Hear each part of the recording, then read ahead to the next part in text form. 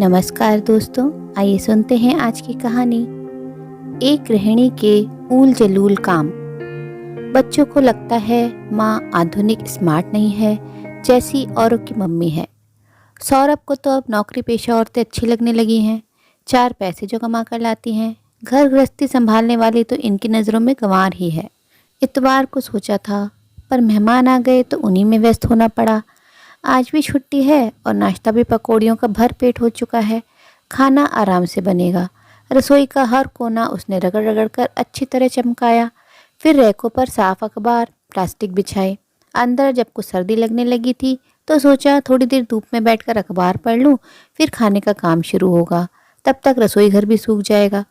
अखबार लेकर तुलिका छत पर अभी आई ही थी कि पति सौरभ की आवाज़ सुनाई दी। अरे भाई, कहाँ हो? आज खाना नहीं बनेगा क्या? यह कहते हुए वे भी छत पर आ गए। अभी तो भरपेट नाश्ता हुआ है सबका, आपने भी तो किया है। तुलिका, जानती हो मैं नाश्ता नहीं करता हूँ। बच्चों का मन रखने के लिए 2-4 पकौड़ियाँ ले ली थी। मुझे तो हर रोज़ 10 बजे खाने की आदत है, फिर भी बहस किए जा रही हो।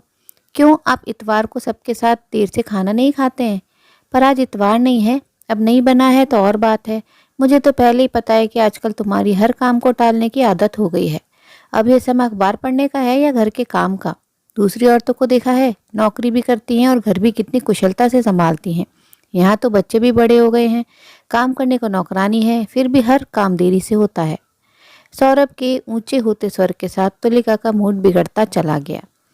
तुलिका अखबार वहीं पटक कर नीचे रसोई घर में गई। उबले आलू रखे थे, वे छौंक दिए और फटाफट आटा गूंथ कर पराठे बना दिए। पर खाना देखकर सौरभ का पारा और चढ़ गया। यह क्या, सिर्फ सब्जी पराठे? तुम जानती हो कि लंच के समय में पूरी खुराक लेता हूँ। जब नाश्ता बंद कर दिया है तो खाना तो कम से कम ढंग का होना चाहिए। पता नहीं तुम्हें क्या हो गया है, सारे उल जलूल कामों के लिए तुम्हारे पास समय है, बस मेरे लिए नहीं। गुस्से में सौरभ ने थाली सरका दी थी। तुलिका का मन हुआ कि वह भी फट पड़े।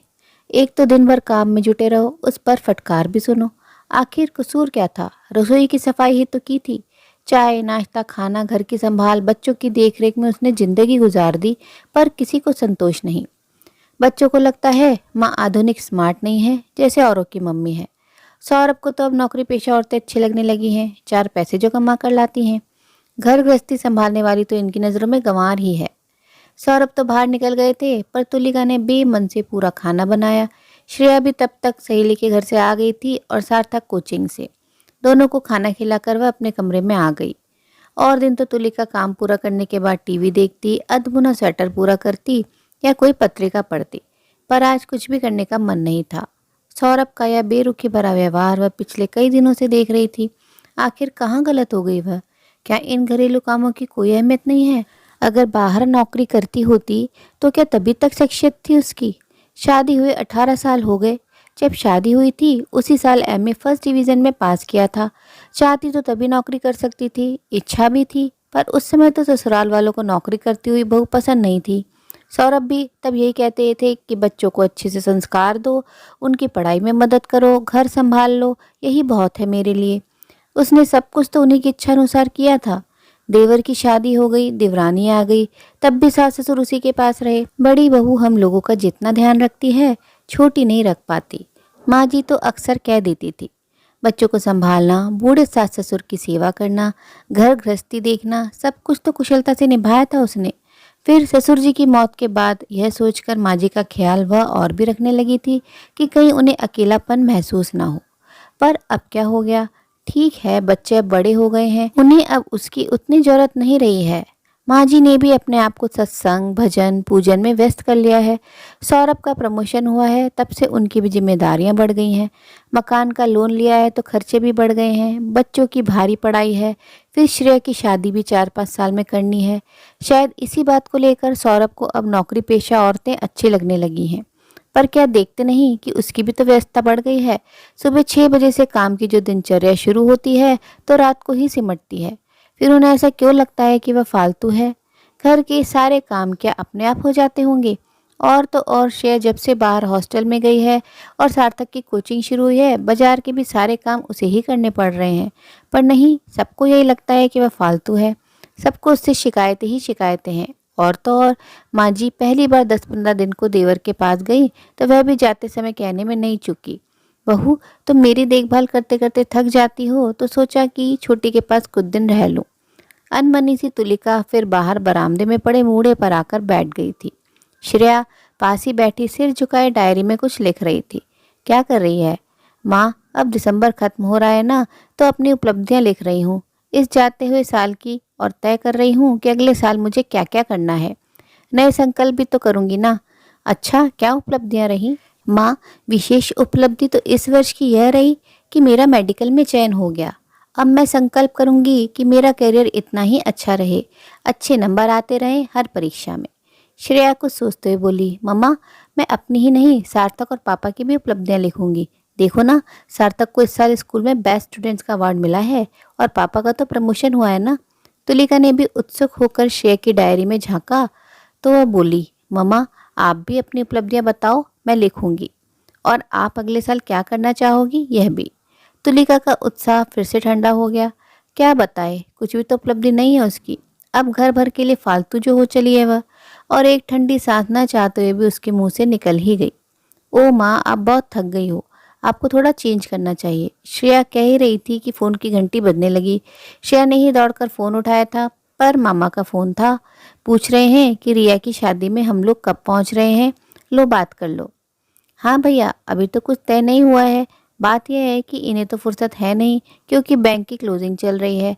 सार्थक के अगले ही हफ्ते बोर्ड के इम्तहान है। पर तू तो आ सकती है।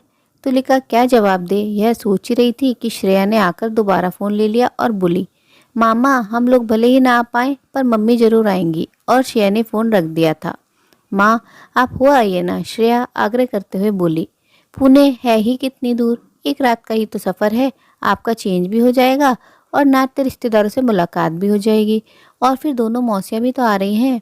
माँ, आप यहाँ की चिंता ना करें, मैं घर संभाल लूँगी। बस पापा और सार्थक का ही तो खाना बनाना है, फिर केसर आंटी है ही मदद के लिए। बस आप तो अपनी तैयारी करो। जाने का ख्याल तो अच्छा लगा था तुलिका को भी, पर सौरभ के तैयार हो पाएंगे? तुलिका अब भी असमंजस में ही थी, पर श्रेया ने सौरभ को राजी कर लिया था। फटाफट दूसरे दिन का आरक्षण भी हो गया और श्रेया ने माँ की सारी तैयारी करवा दी। शादी की गहमा गहमी में तुलिका को भी अच्छा लगा था। रात रात भर जागकर बहनों में गपशप होती रहती। सब रिश्तेदारों के समाचार मिले। भैया ने बेटी की शादी खूब धूमधाम से की थी। रिया के विदा होते ही घर सूना हो गया था। रिश्तेदार तो चल ही दिए थे, बहनों ने भी जाने की तैयारी कर ली थी। भैया, मुझे भी अब लौटना है, तुलिका ने याद दिलाया था। अरे तुझे क्या जल्दी है? रत्ना और वेदिका तो नौकरी पेशा हैं, उनकी छुट्टियां नहीं हैं, इसलिए उन्हें लौटने की जल्दी है। पर तू तो रुक सकती है। भैया ने सहज स्वर में ही कहा था, पर तुलिका को लगा जैसे किसी ने फिर कोमल मर्म पर चोट कर दी है। सब व्यस्त हैं, वही एक फालतू है। वहां भी सब यही कहते हैं और यहाँ भी। भैया के बहुत जोर देने पर वह 2 दिन रुक गई, पर लौटना तो था ही। बेटी वापस जाएगी। सार्थक पता नहीं ढंग से पढ़ाई कर भी रहा होगा या नहीं। सब कुछ भूलकर उसे भी अब घर की याद सताने लगी थी। स्टेशन पर सभी उसे लेने आए थे। माँ, बस दादी नहीं आ पाई आपको लेने, क्योंकि वह अभी यहाँ नहीं है, पर उनके 2 फ़ोन आ गए हैं और वह जल्दी वापस आ रही हैं। कह रही थी कि मन तो बड़ी बहू के पास ही लगता है। श्रेया पहली सूचना यही दी थी। उधर सार्थक कहे जा रहा था, आपने इतने दिन क्यों लगा दिए लौटने में, 2 दिन ज़्यादा क्यों रुकी? अच्छा, पहले घर तो पहुँचने दे। तुलिका हंसकर रह गई थी। सौरभ चुपचाप गाड़ी चला रहे थे। घर पहुँचते ही श्रेया गर्म चाय ले आई थी। तुलिका ने कमरे को देखा तो काफ़ी कुछ अस्त व्यस्त सा लगा। माँ, अब यह मत कहना कि मैंने घर की संभाल ठीक से नहीं की, और रसोई को देखकर तो बिल्कुल भी नहीं। आप तो बस चाय पियो और फिर अपना घर संभालना। श्रेया ने माँ के आगे एक डायरी बढ़ाई तो वह बोली, यह क्या है? माँ, आपने तो अपनी इस साल की उपलब्धियाँ बता नहीं पाई थी, पर पापा ने खुद ही आपकी तरफ से डायरी पूरी कर दी।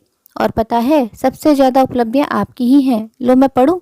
श्रेया उत्साह से पढ़ती जा रही थी। हम सबको बनाने में आपका ही योगदान रहा। मेरा मेडिकल में चयन हुआ आपकी ही बदौलत। मैं एक बार मेडिकल में असफल हो गई थी, तब आप ही थी जिन्होंने मुझे दोबारा परीक्षा के लिए प्रेरित किया। और सार्थक को स्कूल के बेस्ट स्टूडेंट का अवार्ड मिलना आपकी ही क्रेडिट है। सुबह जल्दी उठकर बेटे को तैयार करना, नाश्ते खाने से लेकर हर चीज़ का ध्यान रखना, उसका होमवर्क देखना, और तो और ये आपकी ही मेहनत और लगन थी कि पापा का प्रमोशन हुआ। पापा कह रहे थे कि जब कभी ऑफिस में किसी कारण से उन्हें लौटने में देर हो जाती तो आपने कभी शिकायतें नहीं की, बल्कि उनकी गैर मौजूदगी में दादी को डॉक्टर के पास तक आप ही लेकर जाती रहीं। बस बस अब बस कर, तुलिका ने श्रेया को टोका था। उधर सौरभ मंद मंद मुस्कुरा रहे थे। अब नया संकल्प हम सब लोगों का यह है कि तुम इसी तरह हम सबका ध्यान रखते रहो। सौरभ के कहते ही सब हंस पड़े थे। उधर तुलिका को लग रहा था कि एक घना कोहरा जो कुछ दिनों से मन पर छा गया था अचानक हटने लगा है और मन बिल्कुल हल्का हो चुका है, क्योंकि जो रिश्ते स्वयं आपका जीवन है उनके जीवन में एक अपूर्णीय स्थान बन जाना किसी भी बड़ी उपलब्धि से बड़ा होता है। उम्मीद है दोस्तों सब विंदाओं से परिपूर्ण ये कहानी आपको ज़रूर पसंद आई होगी। कहानी अच्छी लगी हो तो अपनी राय कमेंट बॉक्स में ज़रूर साझा करें और अपने मित्रों और प्रियजनों के साथ भी शेयर ज़रूर करें। दोस्तों आपसे अनुरोध है, अगर आप चैनल पर नए हैं तो ऐसी ही नई नई जीवन से जुड़ी कहानियाँ सुनते रहने के लिए चैनल को सब्सक्राइब ज़रूर करें। कहानी अंत तक सुनने के लिए आप सभी का दिल से बहुत बहुत शुक्रिया। तो फिर मिलते हैं अगली कहानी में। तब तक के लिए आप लोग अपना ध्यान रखिए, खुश रहिए, ऐसे ही कहानियाँ सुनते रहिए।